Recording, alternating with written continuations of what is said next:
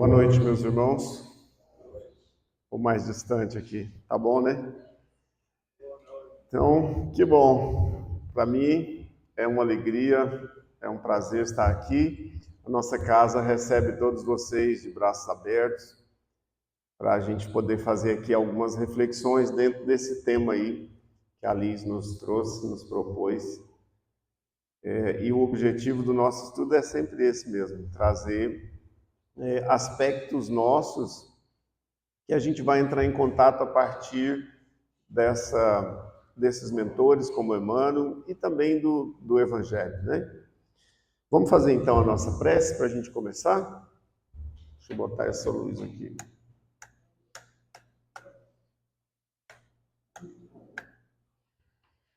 Então vamos lá, vamos aproveitar esse momento em que a gente tirou mesmo para estar aqui, que a gente possa respirando bem tranquilos, bem suaves e buscar esse contato conosco, aproveitar esta oportunidade de fazer contato então com esse nosso centro divino, o contato com o nosso mentor individual, esse amigo, o guardião que está conosco, confiar na providência divina, confiar aqui nesses trabalhadores desse plano maior, que cuidam desse ambiente, desse salão, pois quando nós estamos aqui, de alguma forma, nós estamos sendo tratados, nós estamos sendo amparados, nós estamos sendo tocados pelo Evangelho, nós estamos sendo tocados pelo ensinamento do nosso Mestre, e juntos a todos esses irmãos que fazem aqui agora essa proteção, nós vamos pedindo que Jesus, que o seu coração, que a sua energia amorosa, que a sua fraternidade, que a sua forma de agir com todos aqueles que ele teve essa oportunidade quando passou por aqui, possa impregnar o nosso coração, possa esclarecer a nossa mente, o nosso intelecto, e possa transformar as nossas formas de relacionamento uns com os outros. Que Jesus, então, esteja conosco. Que assim seja.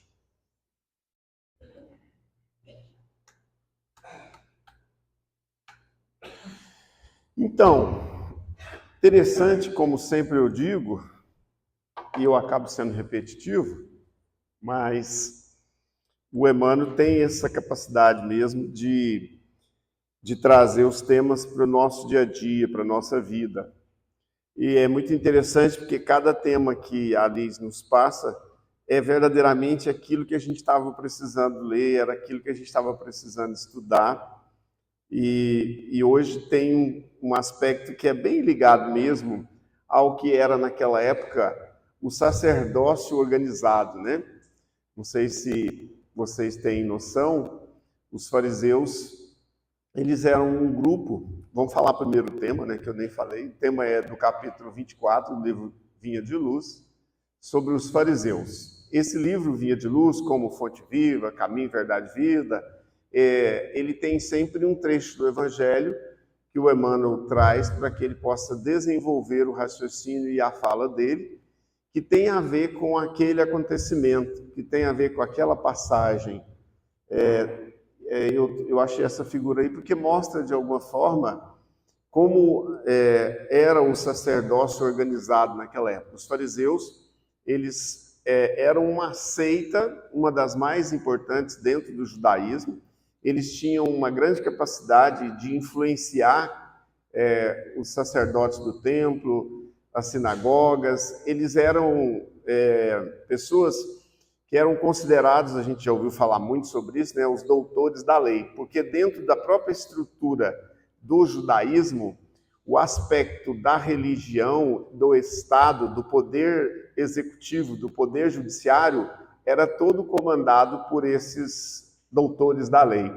E os fariseus, eles tinham uma capacidade de intelecto, eles tinham uma capacidade de fazer política, eles tinham uma capacidade de comandar, não é o termo exato, mas de influenciar todas as decisões daquela sociedade, né, judaica naquela época.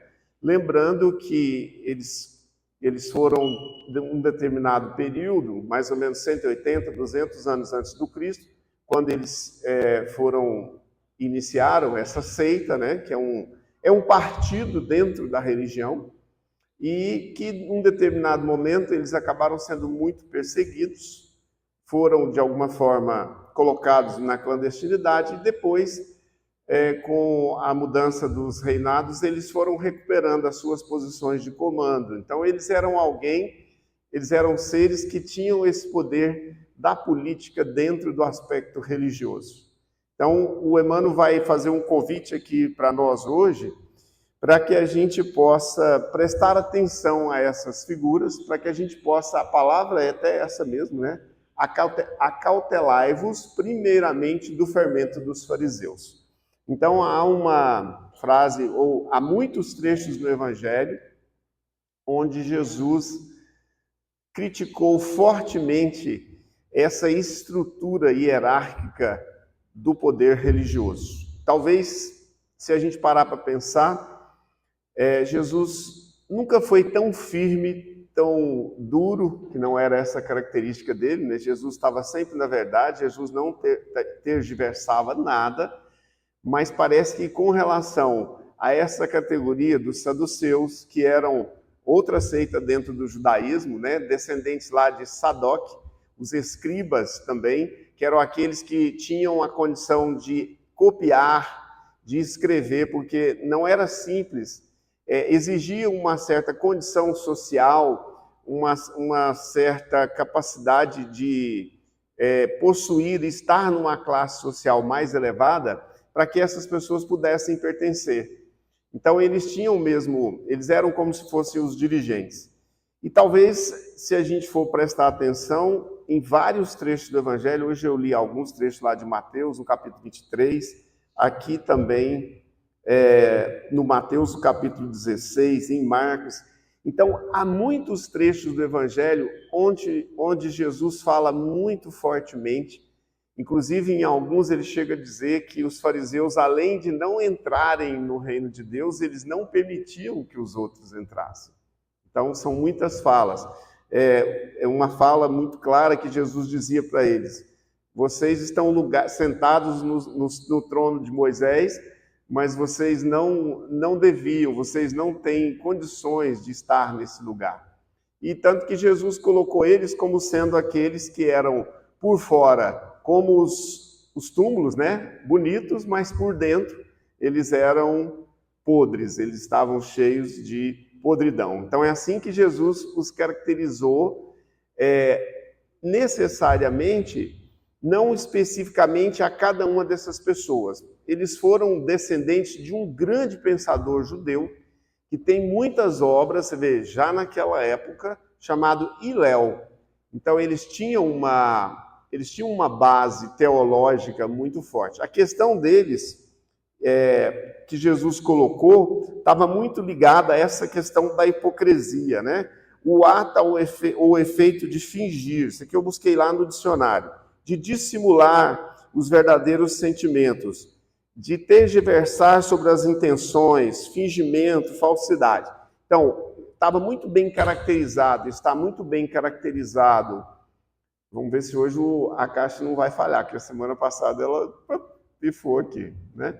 Mas está muito bem caracterizado como Jesus deixou claro as questões ligadas ao campo religioso, e Jesus era um judeu, ele respeitava a lei mosaica, tanto que ele disse: eu não vim para destruir, eu vim para dar prosseguimento, né? Eu vim para esclarecer. Então Jesus aproveitou, ele tinha conhecimento do Pentateuco mosaico, ele tinha conhecimento do caminho religioso, mas Jesus vinha trazer um caminho espiritual, e que para o sacerdócio organizado cria às vezes muitos conflitos, e foi por isso que eles, de alguma forma, principalmente os judeus, principalmente os fariseus, criaram muito conflito com Jesus, porque não podia curar no sábado. Jesus fazia questão de, quando ele podia, fazer os atendimentos e auxiliar aquelas pessoas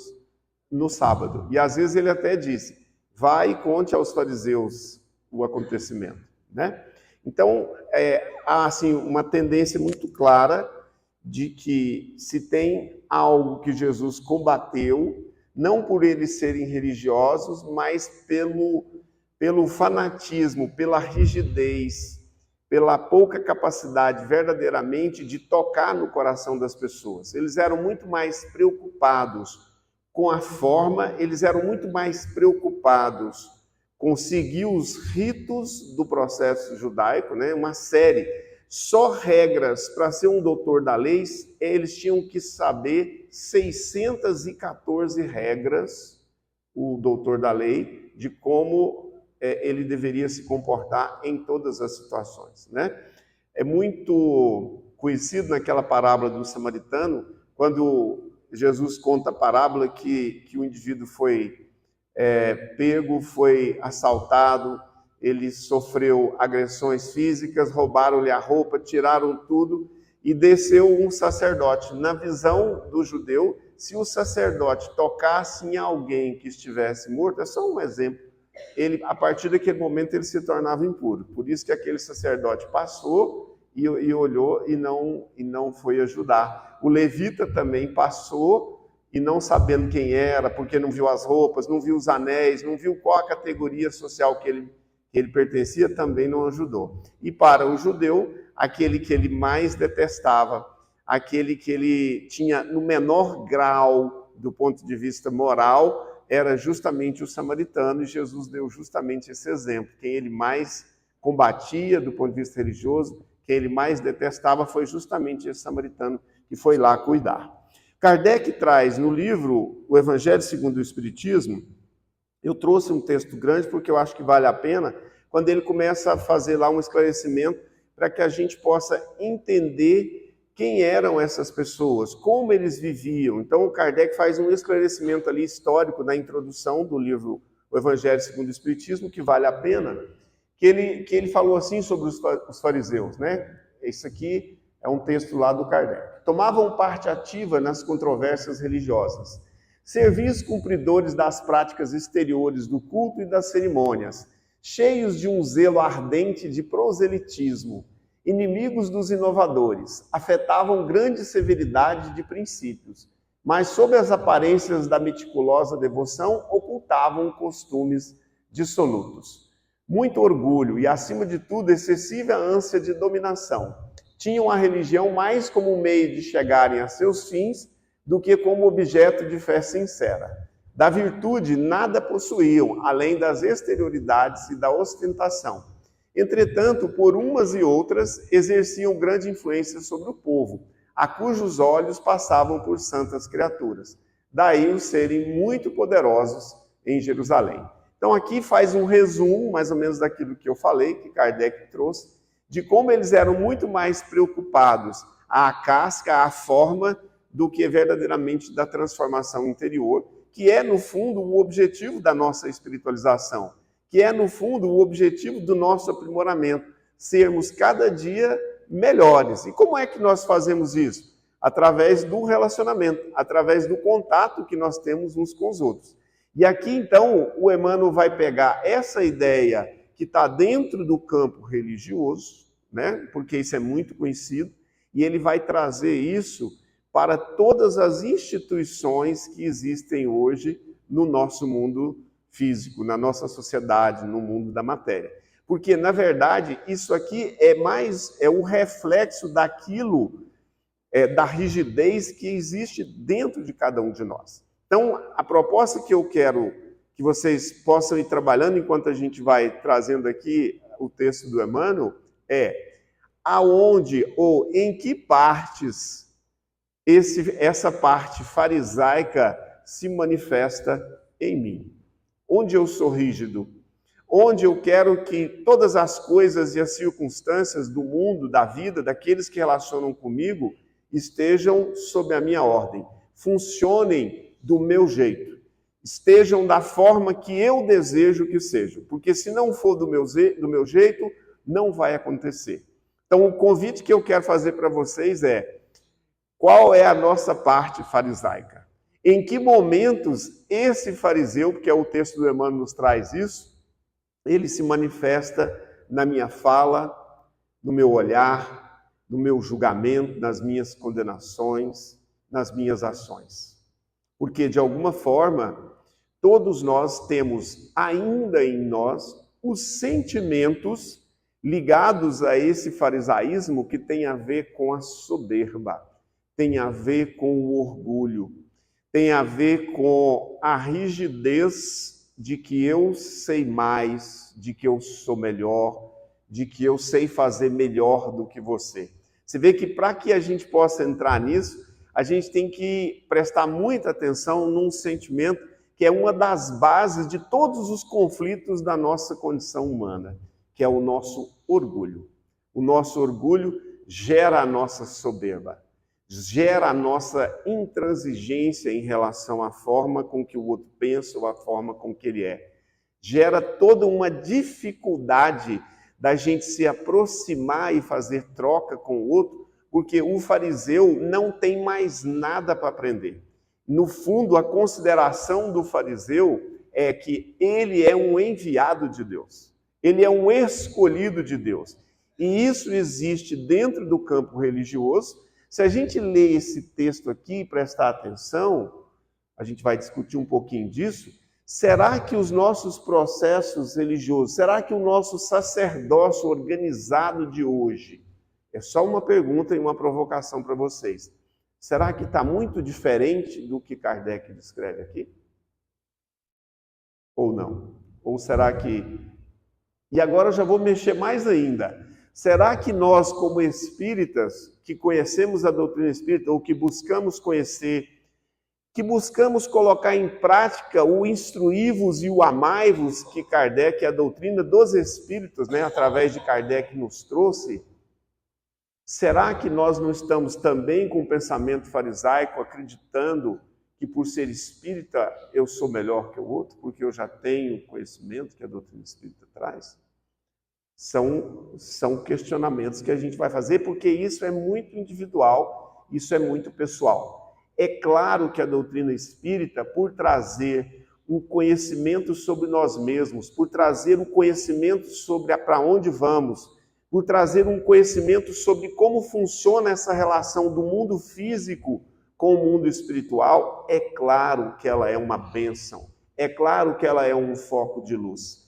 Mas para muitas outras pessoas que não estão nessa busca que nós estamos, que tem outras buscas, que tem outras possibilidades de relacionar com a divindade, porque no fundo a divindade está dentro de cada um, para essas outras pessoas, ele se encontrou, foi dentro da doutrina evangélica, foi dentro do catolicismo, foi dentro do taoísmo, foi dentro do budismo, foi dentro da Umbanda.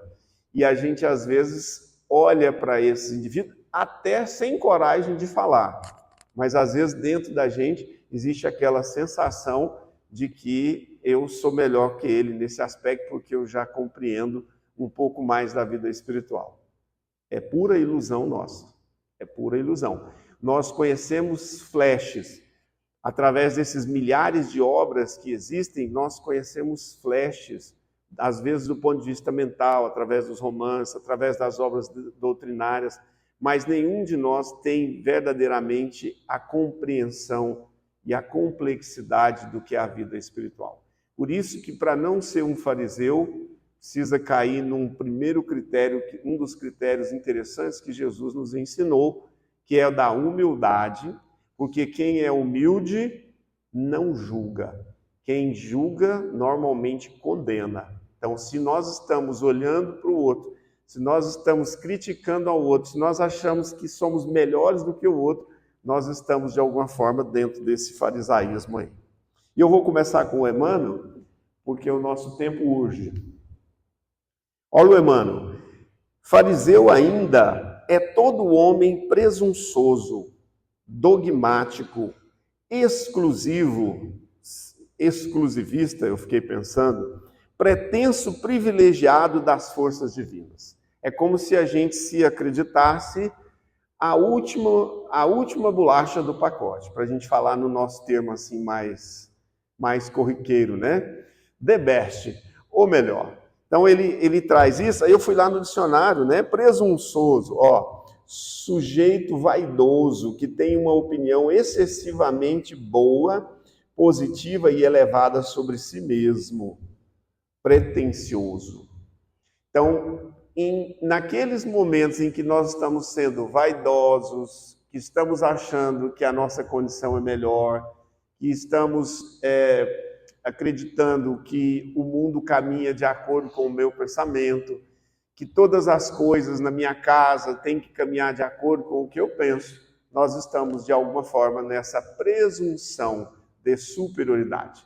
E a gente sabe que a espiritualidade nos conta que o caminho para todo presunçoso, para todo orgulhoso, para ser trabalhado isso internamente, é sofrer as vicissitudes e as dificuldades da vida e normalmente ralar o nariz empinado no chão, porque todo mundo que estiver, eu vou até descer um pouquinho aqui, todo mundo que estiver num pedestal vai ser convidado um dia a descer desse pedestal, dependendo de como você atua a partir do posicionamento, a partir do seu sentimento, a partir do seu coração, a partir de um cargo que você possa ter de chefia ou não em algum lugar.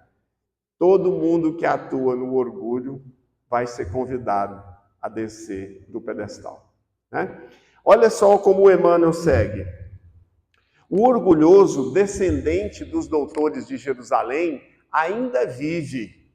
Olha só, 2000 anos, e esse presunçoso, vaidoso, que sabe mais do que o outro, ainda vive. Por que que vive, gente? Não é pela passagem da hereditariedade do ponto de vista da matéria.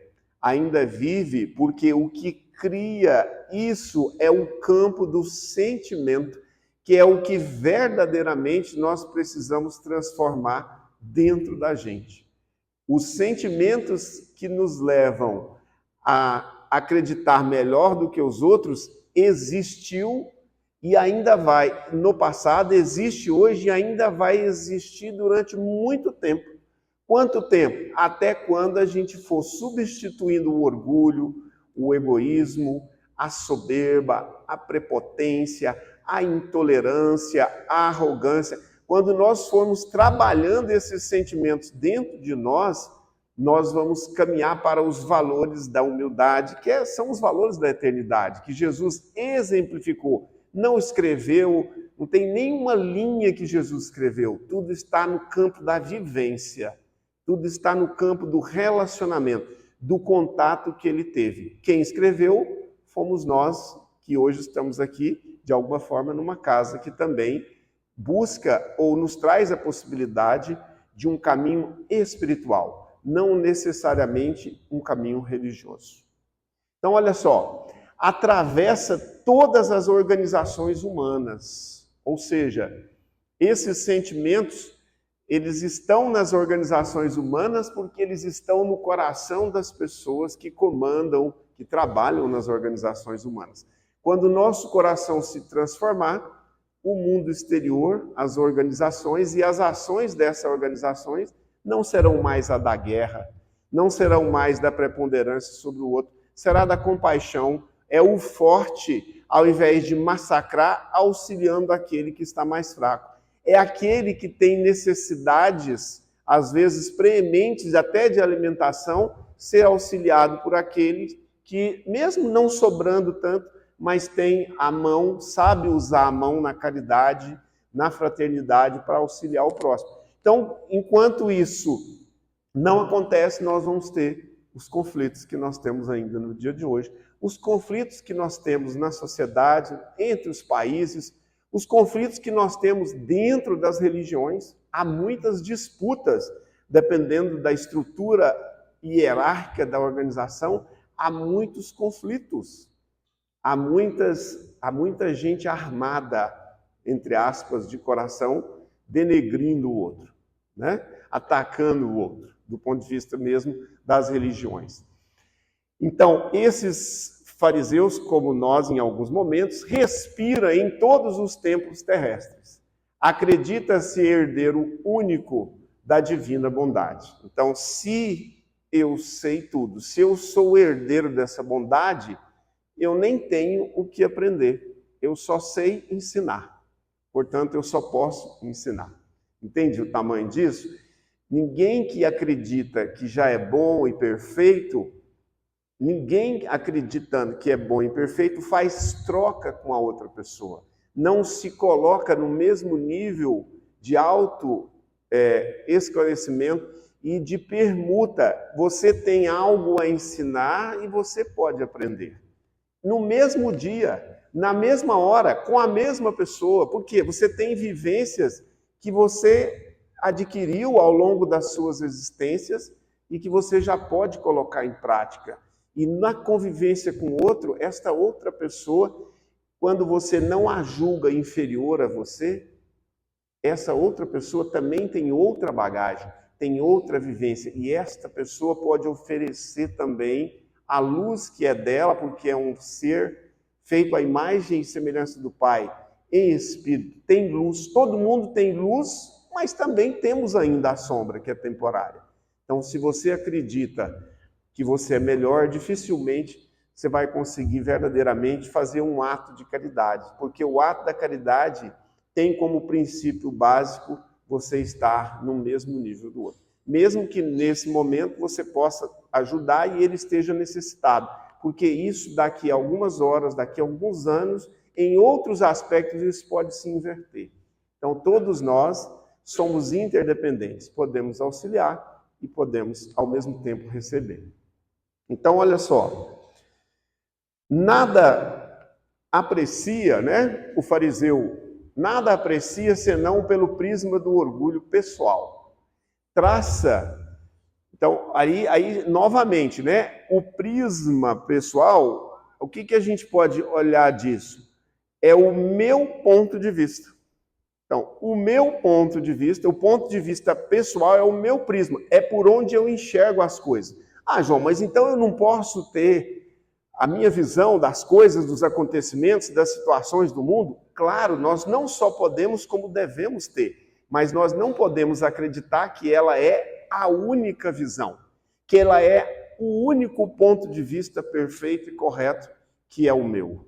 Porque é natural que a gente olhe para o mundo não como o mundo é, mas como eu vejo ou como eu sinto o mundo. O que as pessoas fazem, as ações dessas pessoas me afetam, natural isso. Mas como eu vou responder a esse afetamento, aí sim depende desse meu conteúdo interno, que é pessoal, que é intransferível e que tem a ver com a minha bagagem, com as experiências que eu vivi, porque eu estou sempre aprendendo. Às vezes a gente fala, nossa, aquela experiência foi ruim.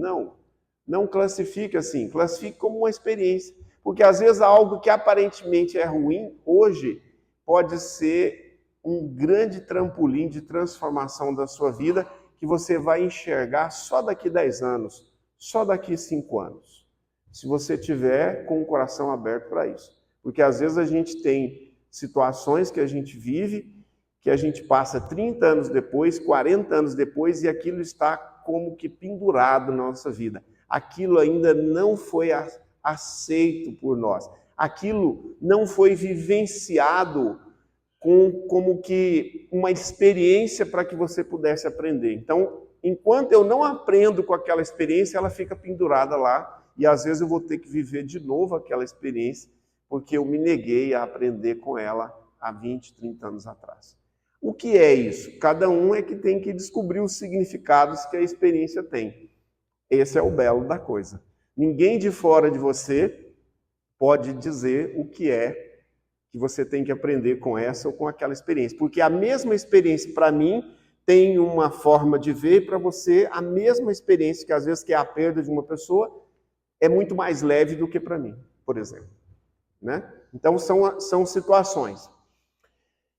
Traça programas caprichosos e intenta torcer as próprias leis universais, submetendo-as ao ponto de vista que esposou na sua escola ou no seu argumento sectarista. Então, uma outra característica, até do campo religioso, ou de uma visão política, ou de uma visão da sociedade, normalmente o fariseu, o orgulhoso, o egocêntrico, é uma visão separatista. É uma visão como se ele dissesse, quando eu li isso aqui, fiquei pensando, não são as leis espirituais feitas por Deus que são imutáveis que comandam a minha vida. Eu coloco essas leis ou esses acontecimentos sob a minha ótica, né? A gente tem, às vezes, um nível tal de egocentrismo no processo que a gente não percebe, que a gente não aceita as coisas, ou você coloca todas as coisas dentro do seu parâmetro. É mais ou menos aquilo, eu entendi assim, você pode olhar aí e pensar de forma diferente, né? Como nós, nesse sentido, somos extremamente caprichosos para que as coisas sejam do nosso jeito, da nossa forma. Ok? Tá muito pesado, gente? Fala aí. Foi o Emmanuel, né? Aí, claro que vocês podem ter uma interpretação muito mais leve do que a minha, né? Jamais comparece, então vamos lá, ele está falando sobre o fariseu, né? Que está em nós. Jamais comparece ante a bênção do Senhor na condição de alguém que se converteu em instrumento de seus amorosos desígnios, mas como crente orgulhoso, cheio de propósitos individualistas, declarando-se detentor de considerações especiais. Então, se ele está num grupo que está numa busca espiritual, a visão dele, o que ele acredita, o trabalho tem que acontecer dessa e dessa forma. Se não for dessa e dessa forma, não está certo. Às vezes a gente vê isso aqui na nossa casa. Vem, começa a participar de um grupo, daí uns dias para de vir, você pergunta e fala, não, porque na verdade eu não concordei com isso, com aquilo outro que estava acontecendo daquela forma.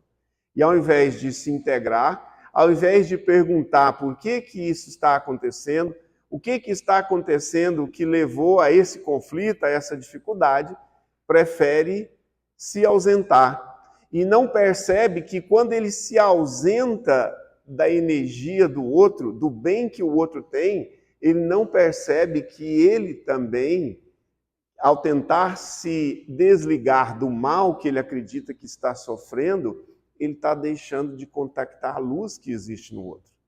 Ele está deixando de olhar o bem que o outro tem e o ensinamento que o outro tem, que pode oferecer para o próprio desenvolvimento dele. Porque ele faz sempre, na verdade, não está funcionando, não está acontecendo da forma individualista que eu acho que é o certo, então eu prefiro me afastar.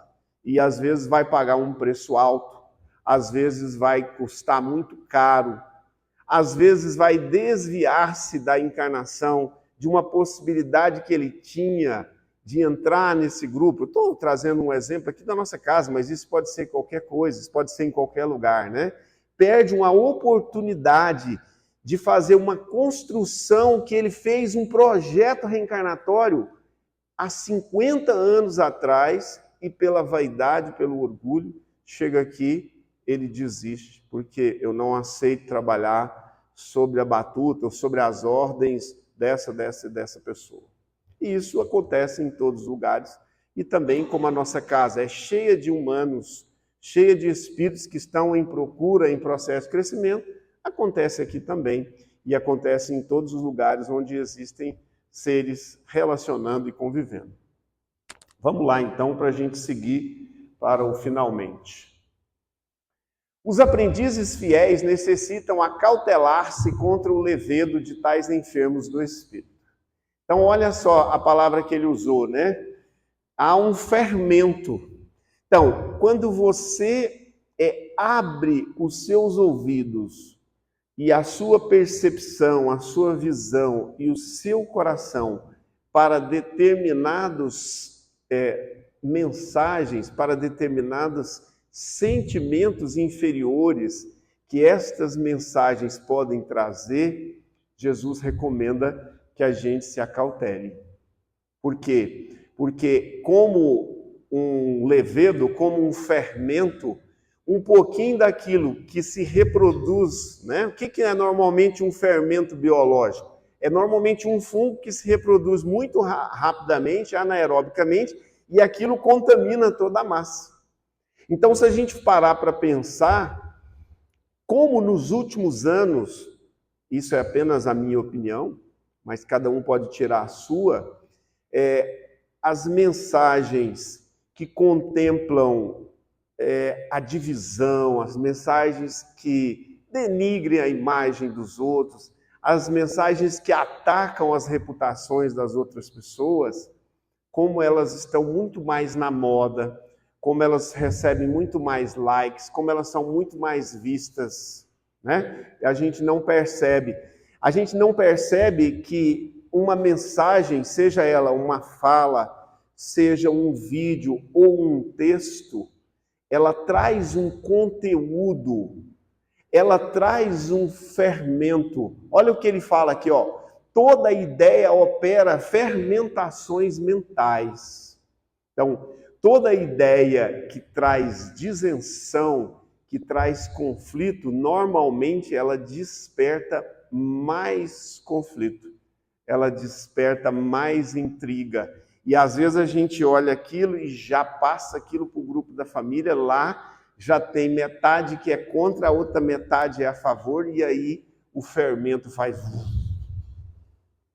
Então a gente nem percebe que a mensagem ela tem um conteúdo vibracional farisaico, negativo. E a gente sai repassando isso e não percebe que, de alguma forma, nós somos responsáveis por aquilo que nós repassamos, né? Por trás dessas mensagens tem pessoas muito inteligentes. Tem pessoas, e eu não estou dizendo que a gente não deve discordar do que o mundo é, das circunstâncias do mundo. Volto a falar sobre isso. É necessário que você tenha os seus valores, mas é necessário que você perceba como é que você está reagindo, porque isso causa uma fermentação mental. Isso é igual uma onda, faz... e aí ela já atinge um monte de gente. Nós estamos vivendo exatamente esse momento de extremismos, porque as fermentações mentais estão, deu uma amenizada, mas elas estão a pleno vapor, porque agora, e nunca na história da humanidade, nós nunca tivemos um veículo com tanta capacidade de hiperconectividade como nós temos agora nas nossas mãos. Então, aumentou a nossa responsabilidade para quem tem que ter mais consciência. Se a gente quiser continuar na inconsciência, a gente vai distribuindo conflito, sectarismo, proselitismo religioso, proselitismo político, preconceitos as mais diversas formas, né? Preconceito racial, preconceitos de credo. Se a gente não se ativer, se a gente não prestar atenção no benfeitor Emmanuel, nós estamos potencializando essas dificuldades. Certamente que o mestre não determinou a morte dos fariseus, mas recomendou cautela em se tratando da influenciação deles. Porque normalmente, interessante isso, quando a gente está num conflito, numa dificuldade, quando a gente já sabe que fisicamente você não vai matar o outro, porque você já tem um caminho evolutivo, porque você já conhece das leis espirituais, porque você já sabe da consequência, porque você não quer mais aquele sentimento ruim contra o outro, normalmente ou muitas vezes a gente se afasta. É uma forma de você matar em vida. É meu cunhado ou é minha cunhada, ou é meu irmão, não vou mais na casa dele. Não vou almoçar mais lá no domingo. Não reúne nas datas do aniversário. Não reúne, ou então, se é obrigado a ir, porque às vezes não tem mesmo a coragem de mostrar os seus sentimentos, acaba de alguma forma não se vivenciando aquela oportunidade de estar junto no almoço, de trocar, de conversar, de relacionar, de saber como está o filho, como está o sobrinho, o que está acontecendo na vida do outro, né? E a gente percebe que, nesse momento, isso também deu uma aflorada. Talvez seja bom no aspecto que nós estamos mais autênticos, porque o fariseu não tem autenticidade, mas a gente vai precisar não levar isso ao extremo.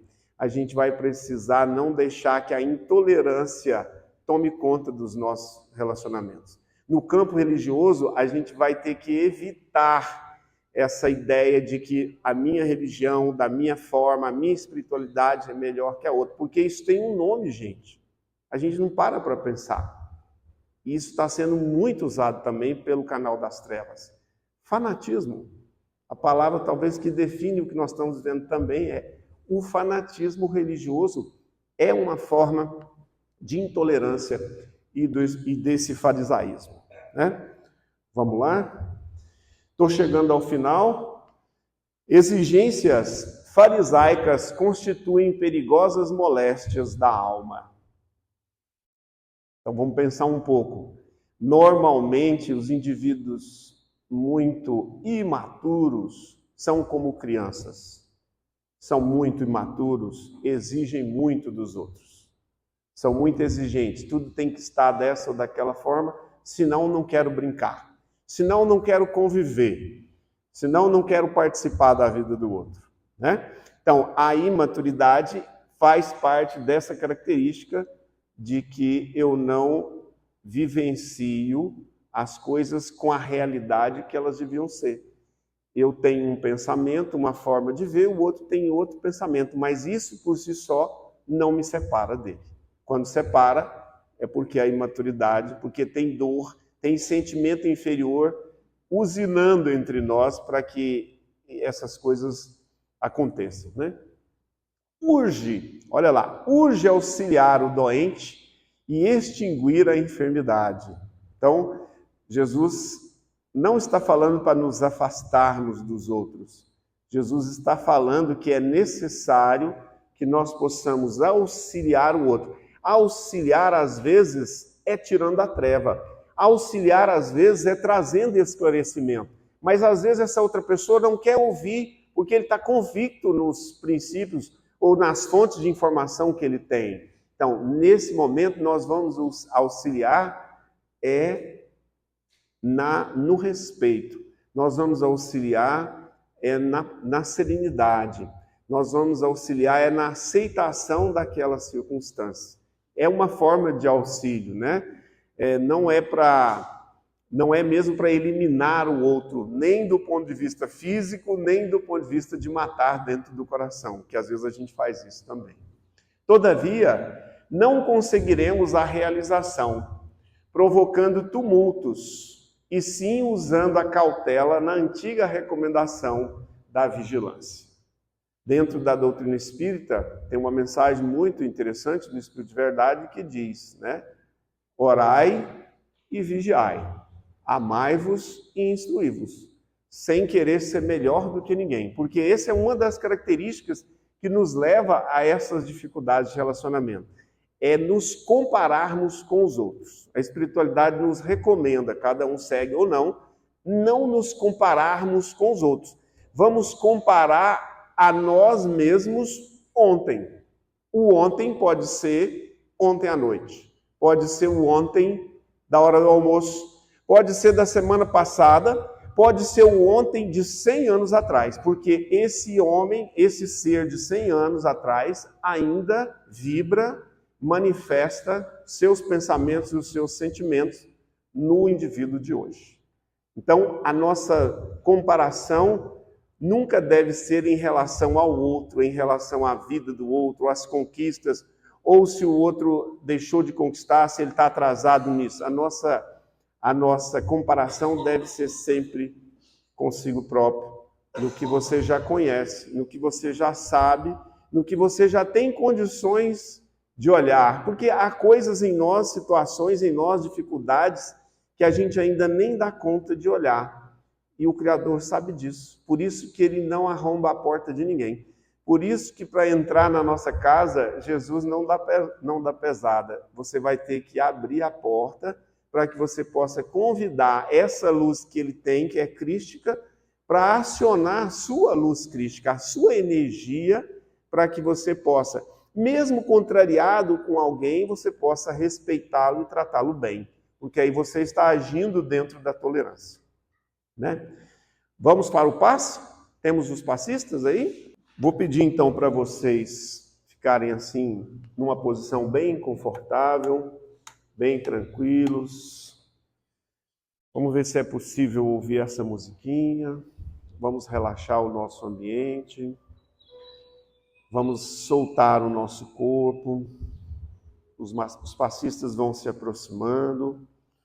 E agora eu vou pedir a você para que você possa amorosamente, respeitosamente por o que você é, pelas conquistas que você tem, pelo que você entrou em contato aqui nesses minutos que estivemos juntos, das reflexões que você possa fazer, que você pôde fazer. Você vai pedir agora no seu íntimo, para que através dos passistas, através desses mentores que estão aqui nesse ambiente, Jesus possa limpar do seu coração aquilo que pode estar relacionado com a sua intolerância, com a sua má vontade, com os seus julgamentos, com a sua indiferença, com a sua arrogância, com a sua soberba. Eu sei que nenhum de nós é isso o tempo inteiro. Nós temos momentos onde isso se manifesta. Mas você já está nessa busca por melhoria, por transformação, e você está pedindo aos mentores, você está pedindo a Jesus para purificar do seu coração esses sentimentos, esses aspectos que você não deseja mais manifestar. Você pode até perceber isso ainda na sua vida, mas você pode conscientemente, respeitando a sua bagagem, respeitando o seu sentimento, você pode decidir não atuar mais dentro desse fariseu que em algum momento se manifestou em você. Você deseja abrir o campo do seu coração para as novas e amplas perspectivas ligadas à humildade. Vamos pedindo agora a Jesus para ir colocando a mão sobre o seu cardíaco, para que você possa sentir esse calor no seu peito, e você possa sentir como é bom saber quem você é, como é bom você estar nesse ato da humildade, porque todos que estão na humildade estão aptos e em condições de receber a paz, de receber o ensinamento, de receber o aprendizado, de permitir que a luz, porque tudo isso é a luz crística que tem permissão, a partir da sua permissão, de tocar você aí no seu centro cardíaco. Vá respirando, tranquilo. Vá deixando o seu coração se encher dessas melhores vibrações.